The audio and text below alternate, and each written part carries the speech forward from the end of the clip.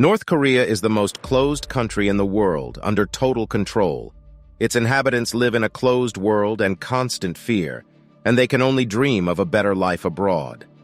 This is because travel abroad is strictly prohibited for the native residents and is considered treason. Its supreme leader, Kim Jong-un, despite his young age, has already become infamous as the most brutal dictator of his kind. Under his orders, his older brother, who mocked his policies, was killed, and his uncle, who previously sought to assume the position of the new ruler, was arrested. Having dealt with his relatives, he began to dictate his new rules in North Korea. In this video, we will discuss this dictator. I'm Hustler. Enjoy watching. Kim Jong-un was not supposed to become the president of North Korea. His older brother, Kim Jong-nam, who was 13 years older than him, was the one expected to take the position. After studying in Moscow, Kim Jong-il, the then acting president and father, appointed him as the head of cybersecurity in Korea, and he was supposed to continue his father's dynasty. However, one unfortunate incident ruined his future career. Kim Jong-nam was arrested in Tokyo with fake documents.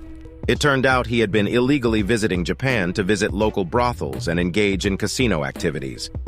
Upon learning about this, Kim Jong-il removed his son from all high-ranking positions and expelled him from the country. Afterward, the government succession was supposed to pass to one of his two remaining sons. The contenders were Kim Jong-chul and Kim Jong-un. He decided to hand over his power to his younger son, Kim Jong-un, considering him more similar to himself. Since then, Kim Jong-un has always accompanied his father at public events, speeches, military parades, and exercises, as well as during official visits. It became clear to everyone who the next ruler would be. Kim Jong-il considered his middle son, Kim Jong-chul, too soft, but Kim Jong-un fit all the criteria, except for his young age. His sister, who also had aspirations for power, always reminded the leader of this. Her husband was already the second most powerful figure after Kim Jong-il, and could easily take over as the next ruler.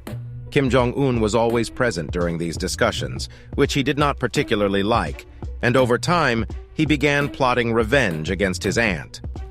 The official introduction of the future ruler took place during the Grand Parade in 2008, commemorating the 65th anniversary of the establishment of the Korean Workers' Party. 100,000 soldiers participated in the event. Weakened after a stroke, Kim Jong-il brought his younger son, Kim Jong-un, with him to the tribune. This made it clear to both the people and the party that Kim Jong-un would be the next dictator. In December 2011, Kim Jong-il passed away. Walking alongside the hearse was the noticeably subdued 27-year-old Kim Jong-un, the successor and son of the dictator. During the ceremony, he couldn't hold back his tears several times.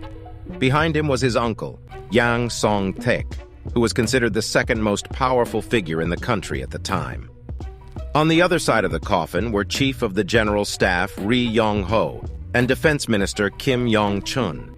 It seemed that it would be this old guard who would determine the fate of Pyongyang. At least, that's how it appeared to many. But things didn't go as expected. After bidding farewell to his father, Kim Jong-un began his own policies. At the First Party Congress, he arrested his uncle, Jang Song-taek, the second most powerful person in the country after Kim Jong-il and one of the key figures in the military hierarchy. He also removed other politicians close to him from their positions. In this way, Kim Jong-un made room for his own loyalists. They had to swear allegiance to him or disappear behind the barbed wire fence. Rumors of mass executions in North Korea spread, with claims that Kim Jong-un was feeding unwanted workers to hungry dogs or personally firing at them with an anti-aircraft machine gun. In order to dispel these negative rumors, he issued a non-strategic directive to improve people's lives. Since then, women have access to 18 simple hairstyles, while men have a choice of 10 hairstyles. People can now visit their barbers and have the opportunity to choose a new hairstyle. Kim himself sports an exclusive haircut worn by his grandfather. Only the dictator himself is allowed to have such a unique hairstyle. Due to this unconventional policy, Kim Jong-un was called the incarnation of a new power, completely different from his father's politics. He chooses convoys of expensive cars and prefers to travel by train. He personally poses for a protocol photo with every military woman, together in a group picture. One day, he entered the apartment of ordinary Koreans and sat on the floor with them. Such behavior from Kim Jong-il would have been difficult to expect. Behind the mask of a good president, there is a cruel dictator. His older brother, Kim Jong-nam, who was exiled by their father from North Korea, lived a dissolute life in China with his father's money. Observing his younger brother's policies, he began to criticize him in almost everything, and he still remained a contender for power if anything were to happen to the current president. But he did not suspect how cunning Kim Jong-un could be. In February 2017, as Kim Jong-nam was walking through a shopping center, a woman approached him from behind and held a poisoned cloth to his nose.